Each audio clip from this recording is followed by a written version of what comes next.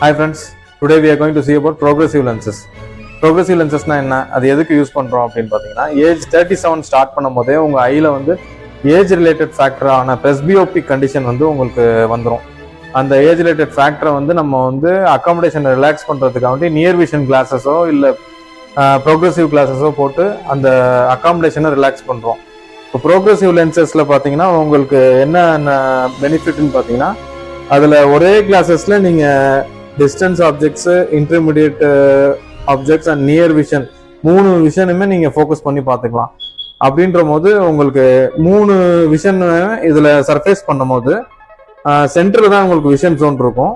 சைட்ல வந்து unwanted cylindrical power or distortion லெவல்னு சொல்லுவாங்க. இந்த unwanted cylindrical power or distortion லெவல்ல வந்து உங்களுக்கு சைட்ல லென்ஸோட சைட்ல ஃபோக்கஸ் பண்ணும் போது ஒரு மாதிரி சும் எஃபெக்ட் மாதிரி இருக்கும். அதே நீங்க இந்த லென்ஸ்ல வந்து